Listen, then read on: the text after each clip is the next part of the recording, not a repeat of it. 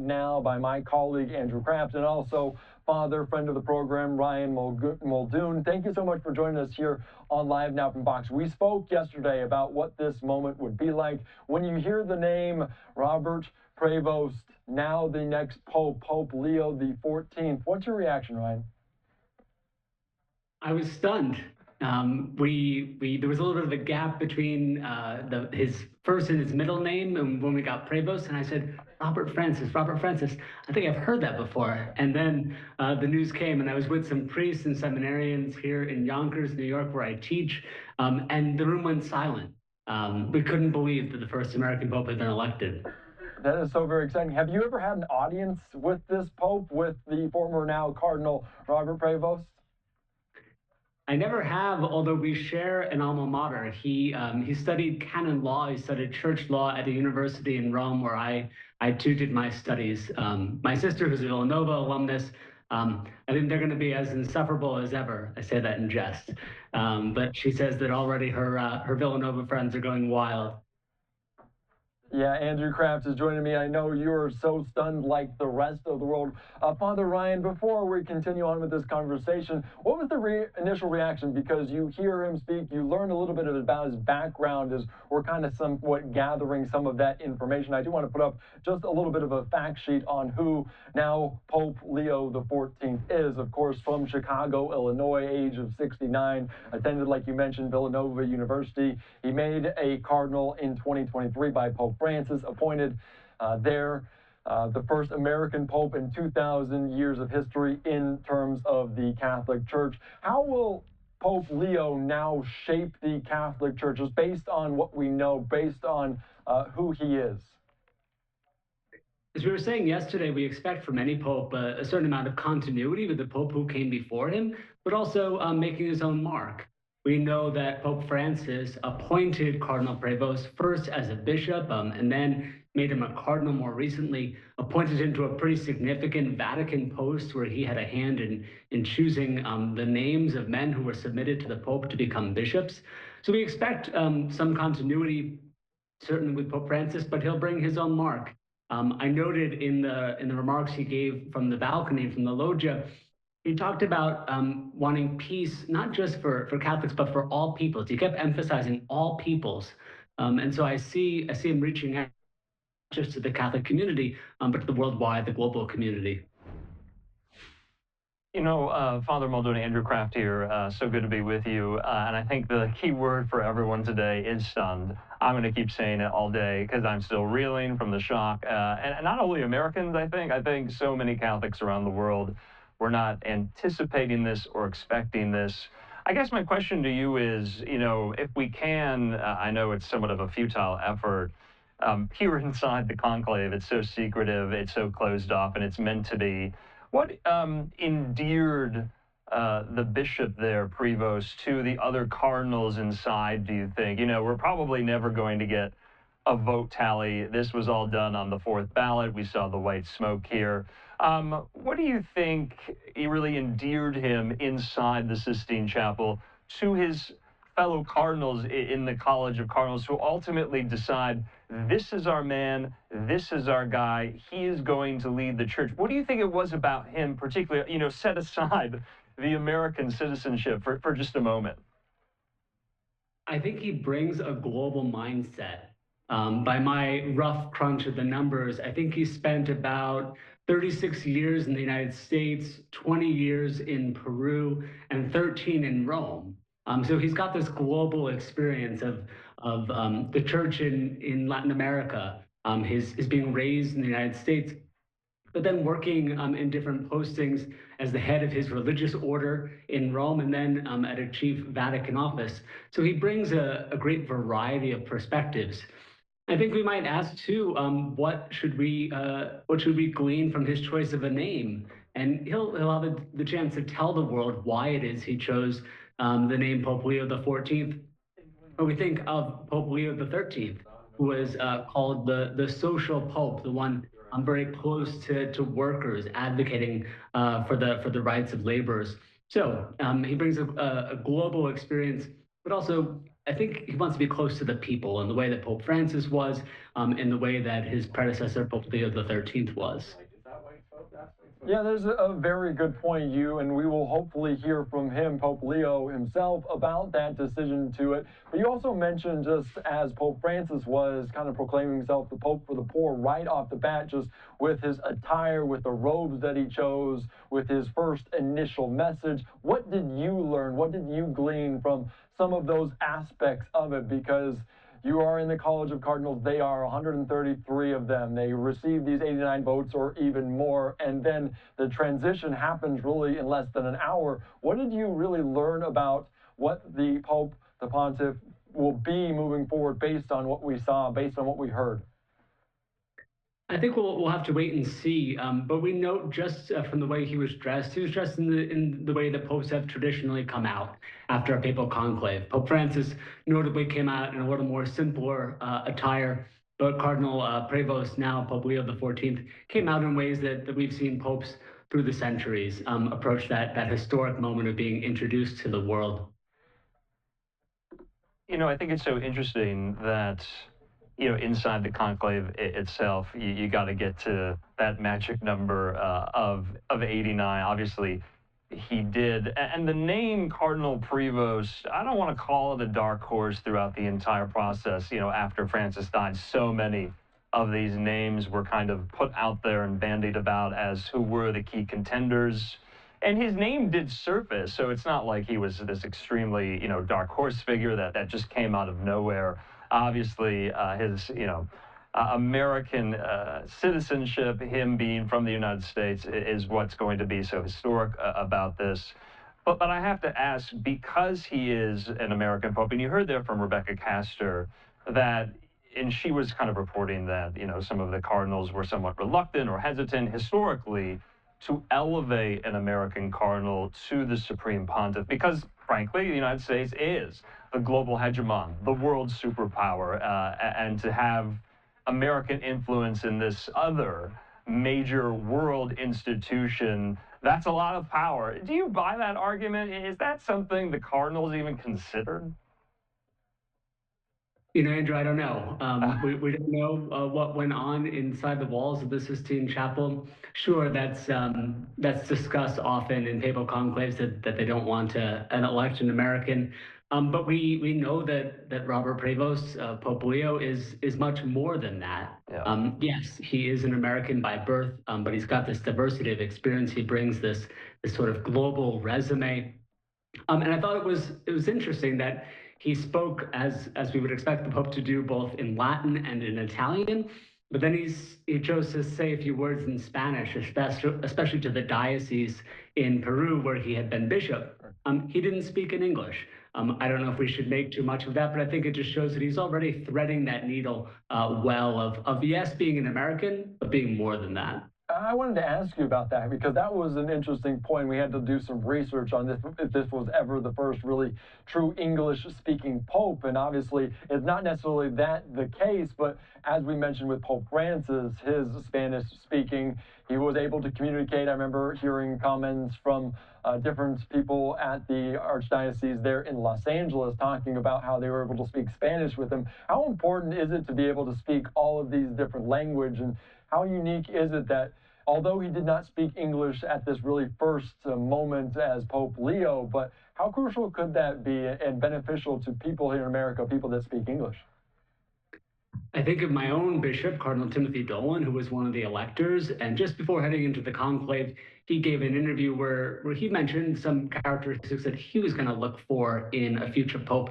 And he mentioned one was that he would be a linguist, that he'd be gifted linguistically, that he'd be able to communicate in a variety of languages, which we know is true of Pope Leo. So he's not just going to be someone who's going to be heard in translation, but he's going to be heard by many people around the world in their native tongue. Ask, have you spoken to Cardinal Dolan? We had heard so much from Cardinal Dolan in the run-up to the conclave. So many people were asking him, do you think there's going to be an American Pope? I was asking people like yourself all throughout the last couple of days, what are the chances of an American Pope? And they were telling me they're were slim. The chances were slim, but they were not zero. Obviously, we now know the chances were even greater. What has Cardinal Dolan said? Have you been in touch with him? What does he think about the news? I've not been in touch with them. I imagine the Cardinals are sort of just getting back on the grid, so to speak. Remember, they were sequestered. They had their technology taken away, so they're probably just collecting their cell phones from having turned them in. But it'll be interesting to hear from Cardinal Dolan and from the other American cardinals what it means to them to have one of their brothers from the U.S. elected. So I just have to ask, and this is maybe kind of an open-ended question. Maybe there is no answer. The election of an American pope, you know probably more than most and better than most here stateside that church attendance is down. It's pretty low. You can make that argument worldwide. We know that the Catholic populations of the faithful are growing in parts of the world like Asia and Africa.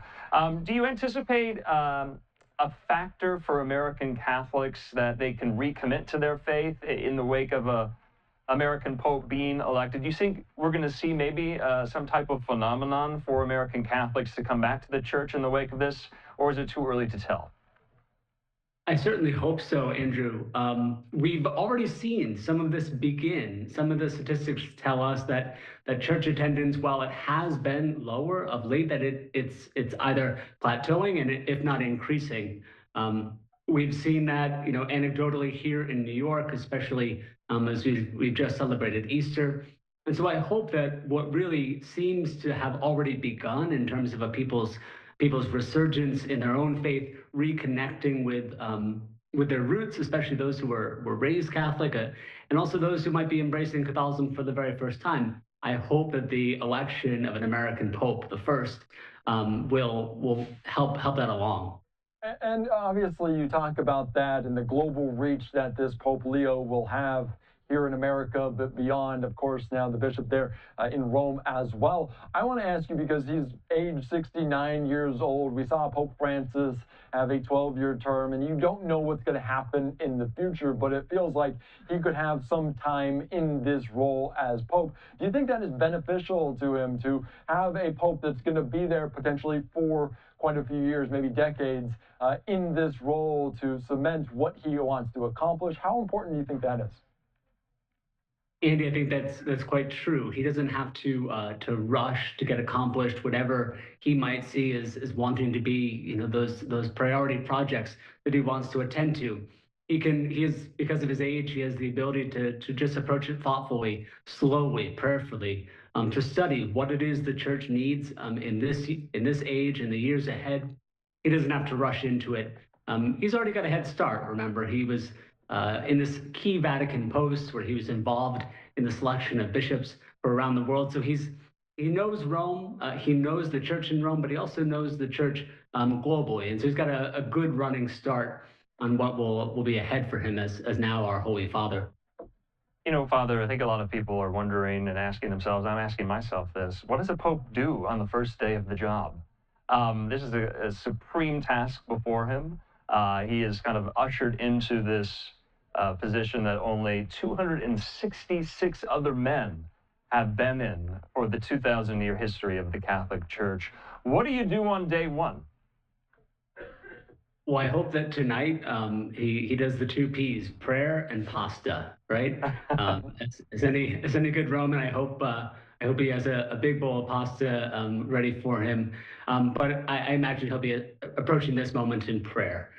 We know that in the days ahead, the times where we will see him publicly will be moments of prayer, especially we'll be awaiting the announcement of when the inauguration mass will be for the new Pope. That is so very exciting. Pope Ryan Muldoon, thank you so much. I appreciate your time here on Live Now from Fox. A special time, a historic moment, the first American Pope. And as we talked, we'll continue to discuss what he will impart upon this role, so very crucial, but like Andrew Kraft said, so very stunning as well, as we kind of get our bearings on the time moving forward. Thank you again. I appreciate your time here on Live Now from Fox. Andrew, thank you so much. All right, thank you so much. All right, great conversation there as always. As a live look one more time at St. Peter's Square as we are following the latest with this. The first American Pope takes the name of Leo XIV. And as we noted, obviously the American roots so very strong. Latin America, as Peru, a strong basis for his upbringing as well. But Chicago, Philadelphia, to name a few, are important. And let's take you right now out to, I believe this is in Chicago, as they were talking about some of these reactions from this in Chicago. Let's just listen in to what they had to say, reacting in real time. The stunning news, the first American Pope, Cardinal Robert Prevost, taking the name Leo. Let's listen in to some of these comments here on Live Now. Great joy, great excitement. I do believe that Pope Leo XIV is going to serve with obviously great faith. He's a very humble, a very kind person, and someone who really does look to the Lord for guidance in all that he does. He's a very prayerful and spiritual man, and he's going to take that sense of God's love and do all that he can to care for all of God's children, to care for all of us.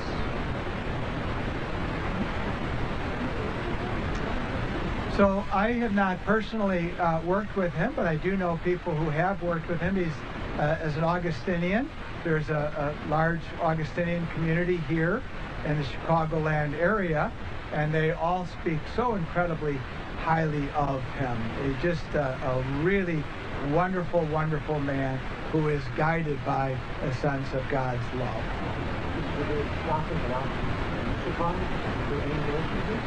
So we have no inside information whatsoever. You've heard this quoted time and time again. The cardinal who walks into the conclave as the Pope walks out a cardinal. So there's all kind of speculation. He certainly, as a cardinal, was eligible to be elected, but it's a surprise in the sense that nobody really knows how the Holy Spirit is going to move among the cardinals in the conclave. They don't walk in with a set plan or a set agenda. They go in with a spirit of prayer, seeking the guidance of the Holy Spirit, and therefore it's a surprise in that sense.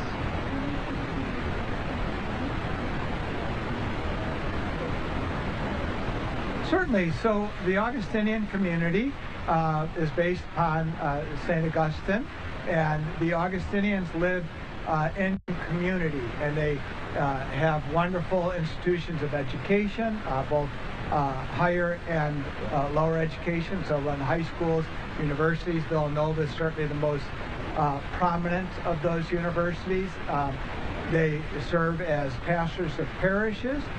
They really take care of the people of God in a wide variety of ways with a special devotion to St. Augustine, that rule in which they're called to live their lives. They come together to pray, they share meals together. There's that Augustinian spirituality that they bring. There's any number of religious orders, and then Father Greg and I are both secular priests, so I was ordained for the Archdiocese of Chicago and then named a bishop by Pope Francis. The Augustinians are ordained into a community, not into a specific location. So that's kind of like the biggest difference. All right, just listening in there, the Archdiocese of Chicago, people continuing to react to this news of the Cardinal Robert Prevost being elevated, elected to Pope, taking on the name of Leo. And of course, a live picture right now there at St. Peter's Square, just past about 9:20 local time, and from St. Peter's Square all the way to Cloud Gate in Chicago, people continue to react. Catholics continue to react around the world. Let's bring into the conversation right now Catholic theologian, friend of the program, Rich Rayo. Thank you so much. You are from Chicago. Rich, thank you so much for joining us here on Live Now from Fox as we talk about stunning news, the American-born Cardinals elected as Pope. What was your initial reaction? And I know you have met him previously. What are your biggest takeaways? Well, stunned at first, but as this news sunk in of his election, it became clear that he's the Pope at this particular moment that the Cardinals have chosen. I think that in now Pope Leo the 14th, we see a social justice warrior. He obviously took his name after Leo the 13th, who published the encyclical Rerum Novarum, in which he then set the ground for Catholic social thought as we know it today. He's a humble, warming, peaceful man, but he's also a decisive man. And I think that the Cardinals, for some reason, surprised us by this choice. Although he was on the list of papibile, he was certainly not one of the top contenders that was being named. Rich, so good of you to be with us. And I just have to kind of give my observations here of the American flags being unfurled and waved there in St. Peter's Square upon the announcement that the first American Pope in the Church's history was elected in Cardinal Prevost. To me, was quite striking for so many, Catholics and non-Catholics alike, especially in the United States. That must have been quite stirring. And I have to ask you this, I don't want to be overwrought about the historic nature of the first U.S.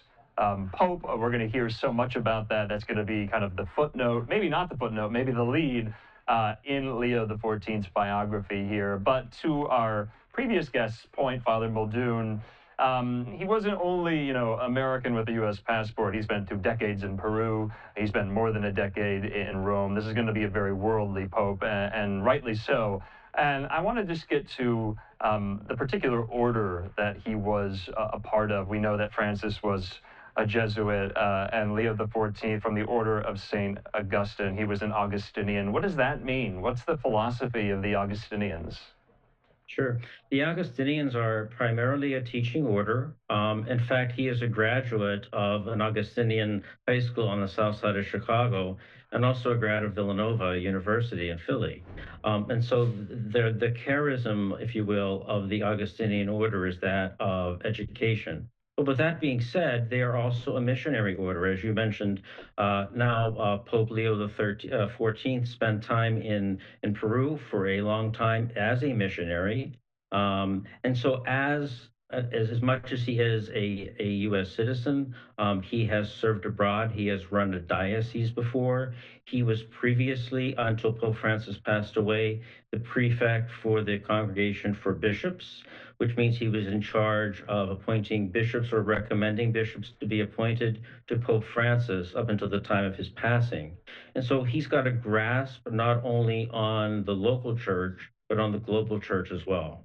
And you mentioned just that, and one of the quotes that big takeaways, although he did not speak in English as a Chicago born, talking about building bridges and keep our arms open so we can all walk together. You mentioned the fact that he took the name Leo after the 13th, now the 14th. You called him a social warrior. In terms of how he will shape his role there as pontiff, but also looking back on what we saw Pope Francis did, do you think it will be a continuation of what we saw in terms of Pope Francis now to Pope Leo? Pope Francis made him a cardinal just last year. So in terms of continuity between pontificates, I think we can see that. Each pope has his different style and different charism. Pope Leo, I would say, is more low key. That isn't to say that he's not a charismatic person, but as I mentioned, warm, decisive, outreaching.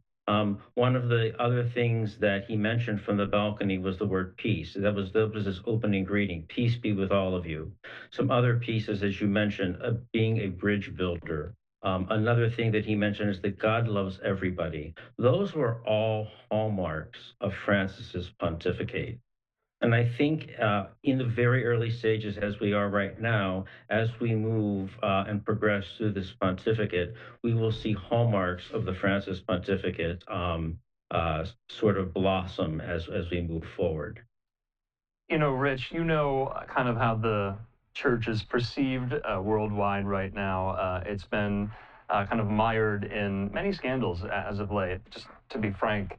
And I wanted to ask you this. Does the death of a pope, the conclave, the selection and election of a new pope, the inauguration of a new pope, does that re-inspire into, lapsed Catholics, non-Catholics, to reconsider this extremely ancient religious tradition, do you think? I was seeing you teach young students. I was seeing on social media in the last couple of days, young students hold mock conclaves in their school. Not mock elections. Not This is not Model UN. Hold mock conclaves, and I thought that was maybe it speaks to a recommitment, a re-inspiration for those who might be lapsed, who might be coming to the Catholic faith for the first time. Do you think that's a moment for the church to really take hold of? Absolutely. Papal conclaves don't happen that often. Our last one was in 2013. For many of our young people in the church, this is the first, Francis was the first pope that they know, and now Leo. And so I feel that this great awakening, if you will, that the church in the United States needs, is in dire need of, in terms of people returning to the pews, in terms of a charism that maybe has been lacking in the last several decades. This might be the greatest opportunity for a reawakening. And perhaps it was the cardinals in the conclave that saw that and looked to then Cardinal Prevost to be that harbinger of a reawakening of the church in the United States. That's a good point, and of course, the fact the language, the fact that he was able to speak Italian, speak Spanish there, speaking to some of his roots, his upbringing in Peru, although he did not speak in English. I want to ask you about that in terms of the language and how we can kind of transcend that, because we've seen the Catholic faith grow in different parts of the world, here in the United States as well. Can you speak to that? How important is that to be able to communicate with different portions of the world, be able to communicate with people here in the United States? And does that revival that you speak of, is that also predicated on the fact that he'll be able to communicate in English with people here in the United States so well? So he's fluent in English, obviously being from the U.S., but he's also fluent in Spanish and obviously Italian. He spent his time in Rome as the prior general and then in the Curia. But I believe that this is a golden opportunity for him, and he will have to travel in order to do that. The idea of being a pope who just simply resides in Rome really escaped with the pontificate of John Paul II. And I believe that Pope Leo will follow that same suit. For instance, there were several trips that were already being planned for Pope Francis, which he was unable to make. There's World Youth Day, which will be coming up in a year or two. And so those will be monumental moments for him to capture the imagination of youth throughout the entire world. Rich, we have discussed, especially in the wake of Francis's passing, how doctrinal Francis was in keeping with so many of these, dogmatic tenets of the Catholic faith. Is Leo the 14th going to be kind of a straight line? Is there a straight line from Francis to Leo, or will they diverge, or will they, depart from each other in some capacity? I have here, like Francis, he opposes ordaining women as deacons, for instance. That was kind of a key inflection point and focal point brought up in some of these synods in recent church history. So I have to ask, because Francis had his critics, does Pope Leo XIV have his critics going into the papacy, or is there going to be some grace period, some leeway, some wiggle room for him to find his footing? Sure. Pope Leo was a present at the synod in October. And so he is someone who sees the church on walking on a journey together. That's what synodality means. But to your question regarding some of the doctrinal pieces, Francis really never changed doctrine in the church. But what he did was he believed that the doctrine did develop over time. And what I see in Leo the 14th is not only a continuity in that, but the continuation of the synodal process. Pope Francis, even from his hospital bed at Gemelli in Rome, called for a gathering of ecclesial movements in 2028, in October of 2028. And I think the Pope now will see that as a mandate, if you will, from the previous pontificate and follow through on that as well. But I do think it will take some time Okay. to adjust to the role. It's often said that the man doesn't shape the papacy shapes the man. Yeah. And I think in this kind of situation, we have one of those opportunities to do just that. So one of the issues I want to bring up, Andy Mack was kind of describing language, and Pope Leo XIV, he's a polyglot, he knows multiple languages. Latin, though, is the Vulgate of the church, the universal language of the church. We know how Francis felt about the Latin Mass in particular here. Do we know how Pope Leo XIV will approach those adherents of the Latin Mass, those attendees of the Latin Mass who want to go to the Latin Mass? If our viewers don't know what the Latin Mass is, you can kind of easily summarize that for them. But how will he approach that issue? That was a key issue before Francis died. Sure. Then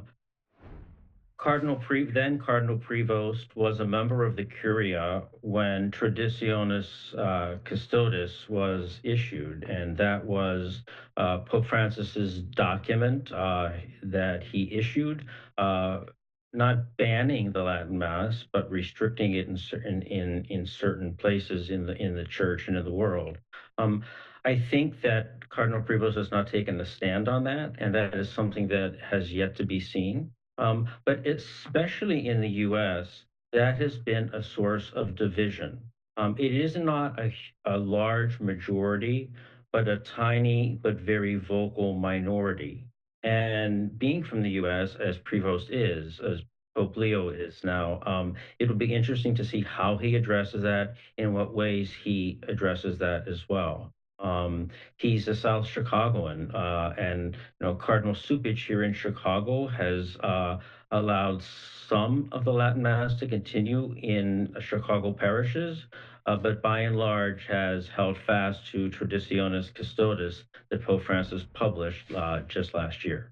All right, very good, and a good explainer of what's going on. So many of these traditions, so many of these rituals, you're not very familiar with, especially if you're not in the Catholic faith, you don't pay attention that closely, and we don't see, like you mentioned, a conclave every so often. Of course, before I let you go here, Rich, I'm going to put up a shot just because we know Chicago and people in the United States, they have their own different flavors, and when you hear a pope from different parts of the world, you're not really familiar with different portions of it. Here in the United States, you're very with Chicago, what the essence of Chicago, White Sox or Chicago Bears, is deep dish really a casserole or is it a pizza? But in terms of this being the first American pope, the first time that a Pope Leo now raising to this level, the United States, America, maybe not necessarily the front runners in terms of all this media selection around them because we are such just a headwind for this, a superpower of the world. Do you think that will rub people the wrong way at all to see the Pope come from America? Or do you think that's not something that happens? It's going to be unifying behind Pope Leo. Sure. I think that going into the conclave, the last thing people had on their minds was the option of electing an American Pope.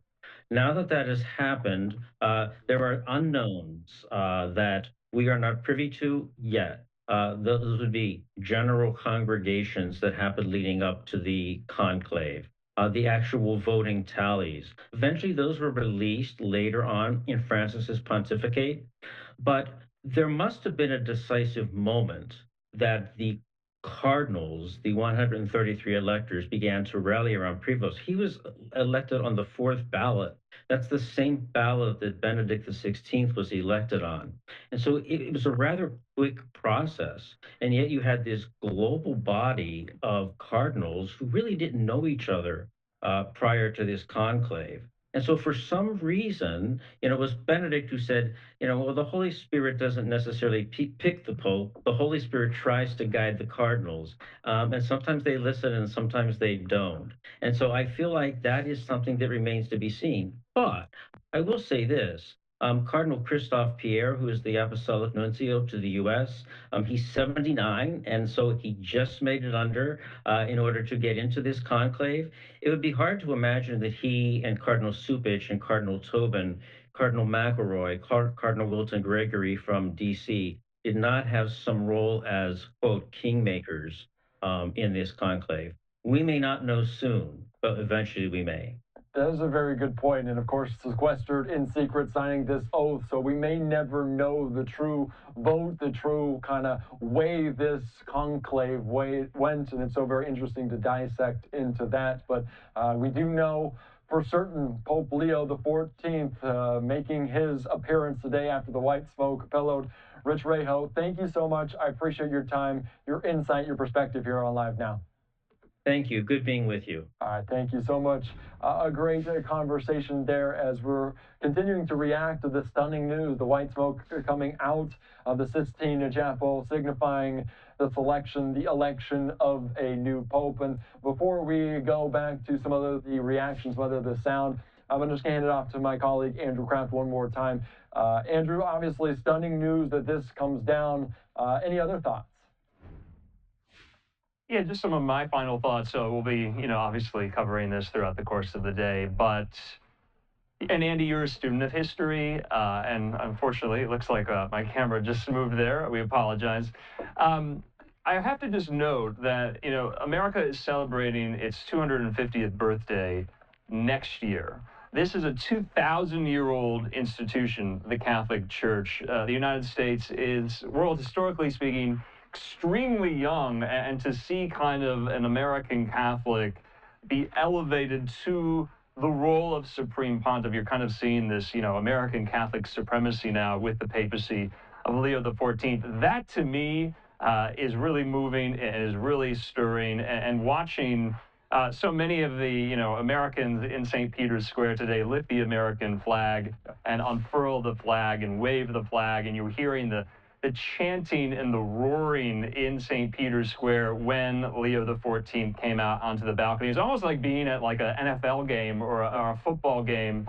So I'll never forget that moment. And so, like I said, we'll be kind of covering all of this throughout the course of the day. But I mean, historically speaking, in the United States, there is a long documented history of anti-Catholic sentiment in the United States. We've only had two Catholic presidents, President John F. Kennedy, also President Joe Biden. At the outset of JFK's election, some of the anti-Catholic sentiment and fervor was very, very much prominent, and it was very much present. And so you can't imagine, 60, 70 years ago of American history, what, Catholics and non-Catholics alike would say or respond to, 80 years later being told that there would be an American Pope. So it's truly stunning, and we're going to be continuing to cover it here on Live Now. All right, Andrew Kraft, thank you so much. And as Father Ryan Muldoon talked about it, it's not kind of like a Super Bowl, but this doesn't happen every year. So the conclave coming together as a new Pope has been selected. I appreciate your time. Thanks again here, Andrew. All right, let's continue on here, a live look one more time at St. Peter's Square, as we were mentioning. So many Americans there making that pilgrimage to those grounds to see it happening, unaware that it would be history. A American Pope by the name of Leo XIV selected. Let's take you right back quickly out to Chicago to hear more reaction from the Archdiocese of Chicago, learning that one of their own, the former Cardinal now, Robert Prevost, is the Pope Leo XIV. Let's listen in. Sure. Father Gregory, Gregory, Sakowicz, S as in Sam, A-K-O-W-I, T as in cat, Z as in zebra. I'm the rector of the cathedral. My first reaction when I heard it was announced that Cardinal Robert Prevost was named Pope, I was in absolute shock. Absolutely shocked.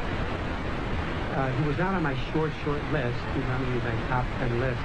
Here's the ironic part. When he was named in Chicago, at the moment I looked outside here in Chicago, the sun came out. The sun came out. So we say, what a coincidence the sun came out. A coincidence is God's way of remaining anonymous. A listed as God's remaining anonymous. Now, one burning question I have is the fact that the Pope Leo XIV, Cardinal then, Robert Prevost, was born in Chicago on the South Side. Is he a Chicago White Sox fan? I don't know. He's a Cubs fan. I heard he's a Cubs fan. Well, God bless him. God bless all the fans. I've heard, I think he was born in Dalton, but I don't quote, well, you're already quoting on that one, okay, so we'll see. But here's the thing. Two things that strike me. Number one, he has been the lead or the head, the dicastery for making bishops worldwide. Therefore, it tells me this. He was very well known by the other cardinals in the conclave. And number two, the fact that he was born in Chicago, American raised, he spent time in Rome, also in Latin America, means he's got great diversity and background.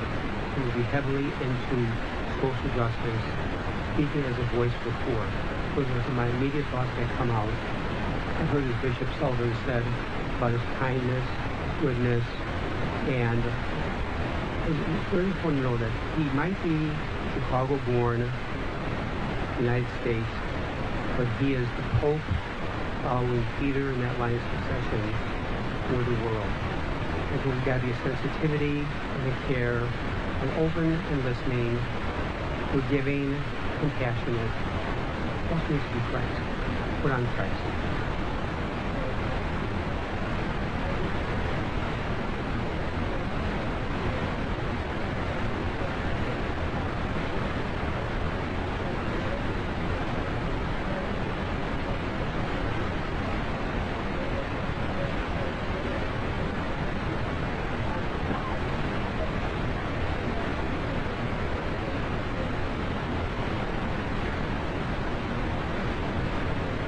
All right, you're just listening in there to the Archdiocese of Chicago react to one of their own as Cardinal Robert Prevost, now Pope Leo XIV, as the announcement came down earlier as we were all watching it unfold in real time, and that was at 6:07 local time. This was what we saw. The seagulls may have viewed it first, the white smoke billowing from that chimney high atop the Sistine Chapel, signaling the selection, the election of a new pope. And it was about an hour later that he did make his first appearance on the balcony, taking the name Leo. All right, let's continue on here on Live and Now from Fox as we are talking right now with CEO of Salt and Light Media, Father Haig. Thank you so much for joining us here on Live Now from Fox. It was a stunning day. We're going to use that one over and over again. We're going to need a thesaurus.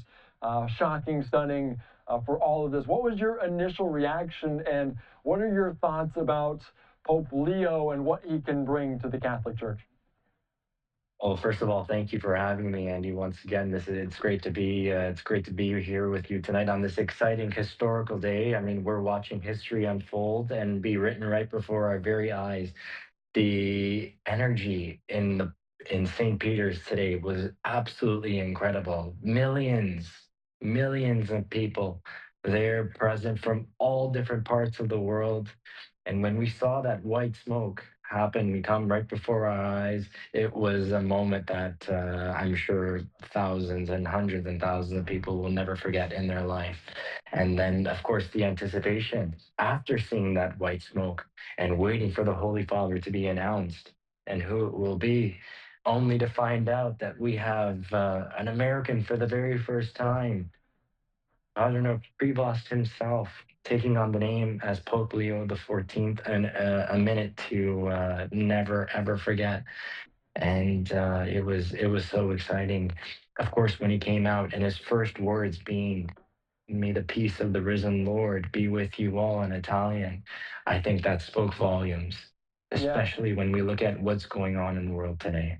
That is a very good point. And I want to ask you, just having been there for this moment, as we see the smoke clear and you have some of these shots that we're getting into our Live Now newsroom, can you take me through the moment of when you see smoke, when you hear murmurs among the crowd, and how quickly it turns to celebration, jubilation there in this year of Jubilee?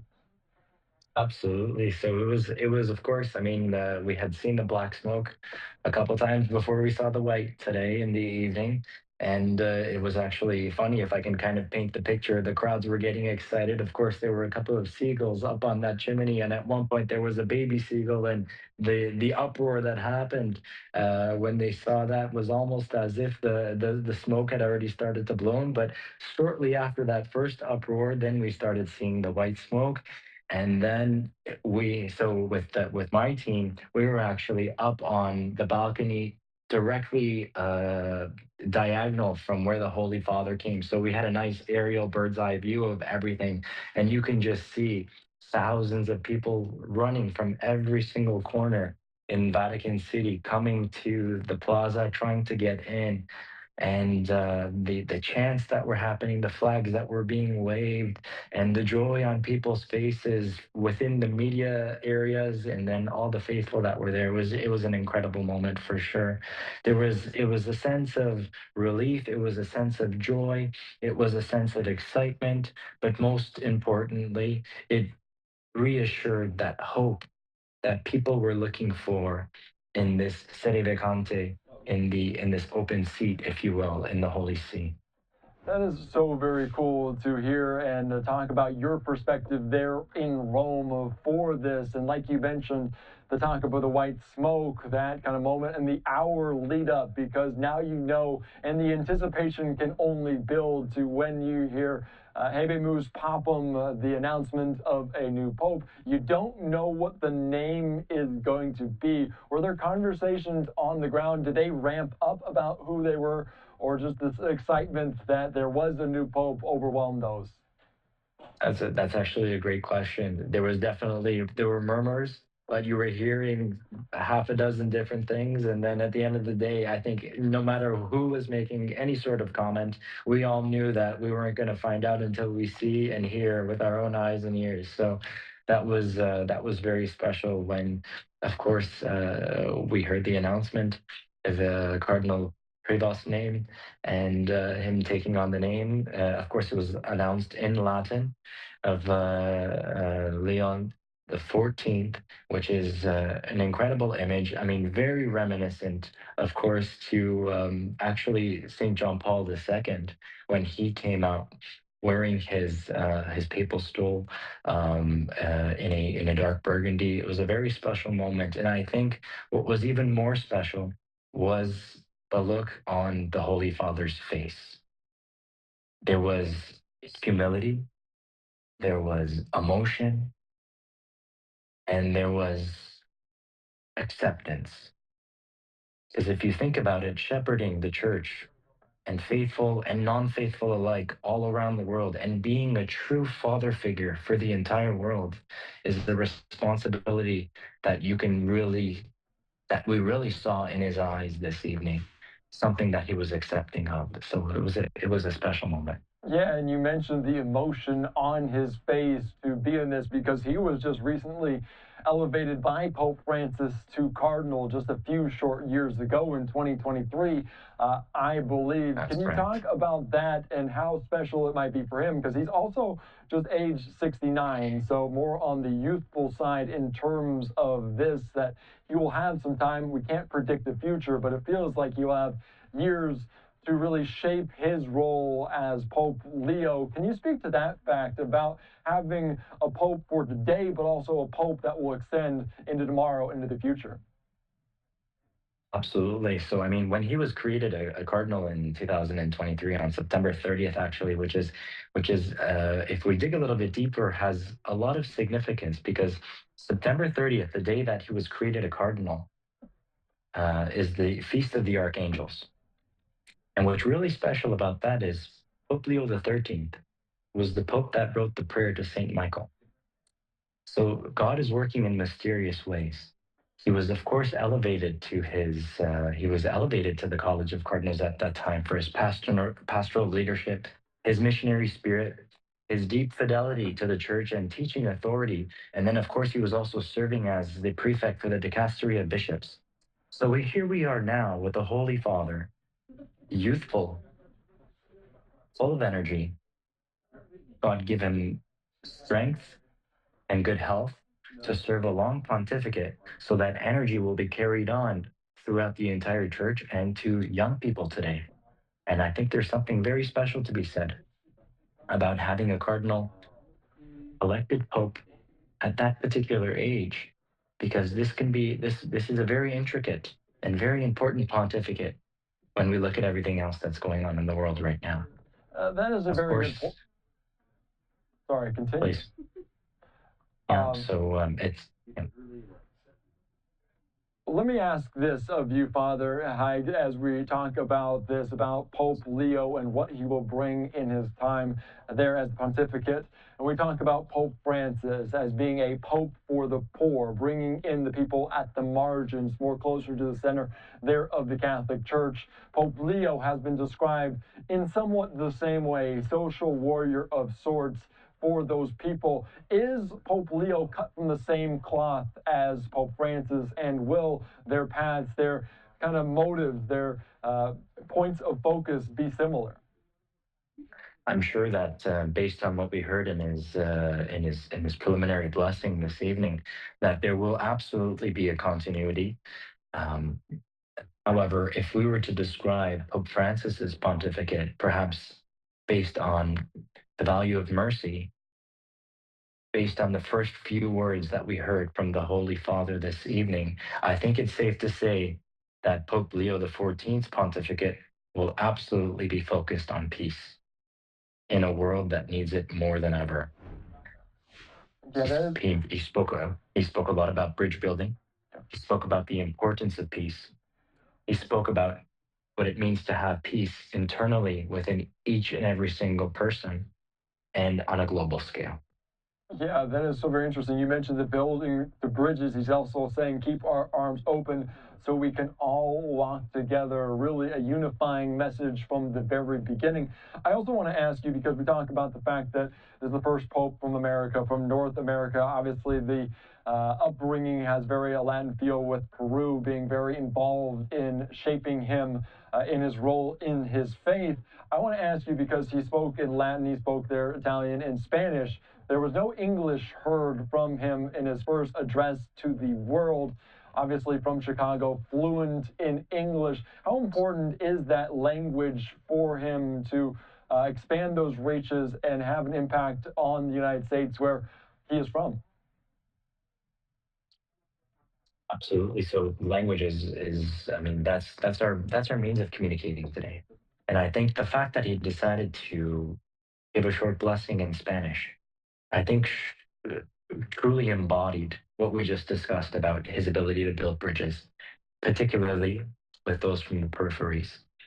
So him recalling, despite the fact that he was just elected Pope, him taking us back to his missionary years in Peru with that short greeting, I think spoke volumes of what it means, of how grounded Pope Leo XIV's pontificate will be in humility.